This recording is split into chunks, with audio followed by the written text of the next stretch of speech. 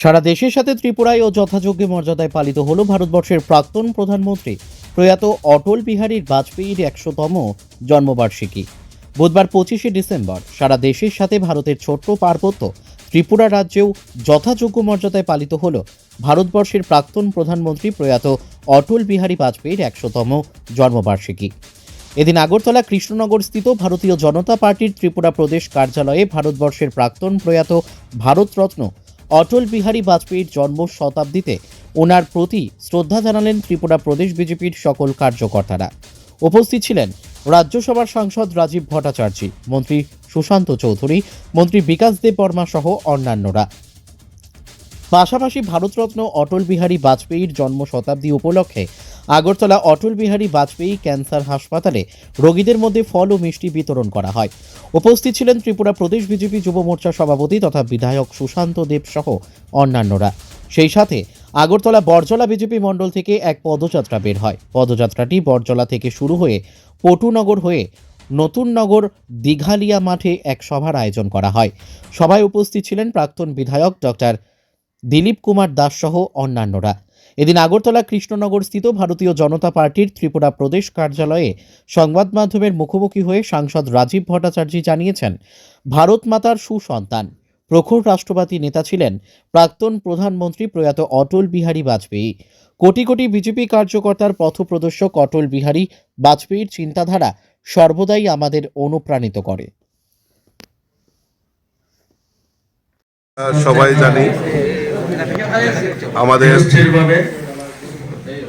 আমাদের ভারতীয় জনতা পার্টির রচয়িতা প্রাক্তন প্রধানমন্ত্রী প্রয়াত ভারতরত্ন অটল বিহারী বাজপেয়ীজির শুভ জন্মদিন আমরা উদযাপন করছি।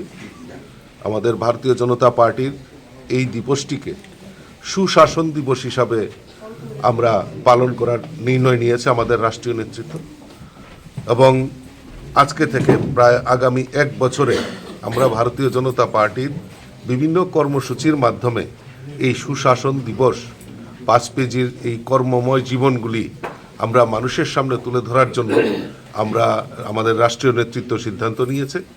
তারই অঙ্গ হিসাবে আজকে সমস্ত বুথে বুথে আমাদের এই বাজপেয়ীজির স্মৃতিচারণ থেকে শুরু করে ওনার প্রতিকৃতির প্রতি মাল্যদান, পুষ্পার্ঘ্য নিবেদন সেটা হচ্ছে, এবং বিভিন্ন জায়গায় অনেক জায়গায় রক্তদান শিবির, দুস্থদের মধ্যে বস্ত্র বিতরণ এবং ফল মিষ্টি বিতরণ, হসপিটালগুলিতে বিভিন্ন কর্মসূচির মাধ্যমে আমরা আগামী ১ বছরে বাজপেয়ীজির গৃহীত প্রকল্পগুলি এবং এই রাষ্ট্রের জন্য বাজপেয়ীজির যে কাজ সেই কাজগুলি আমরা জনসমক্ষে নিয়ে যাওয়ার জন্য আমরা অঙ্গীকারবদ্ধ হয়েছি।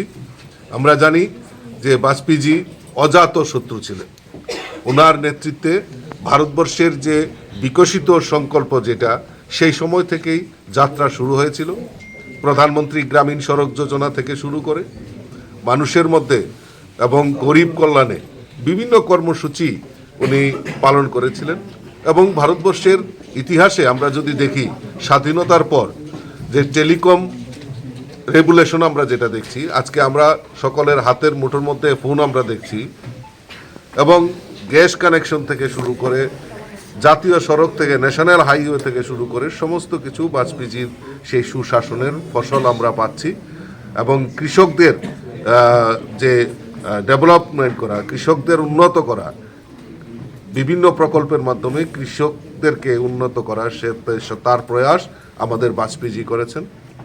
এবং সবচেয়ে বড় জিনিস যেটা, সেটা হলো ভারতবাসী হিসাবে আমি গর্ববোধ করতে পারি এমন একজন প্রধানমন্ত্রীর নেতৃত্বে ভারত পরিচালিত হয়েছিল।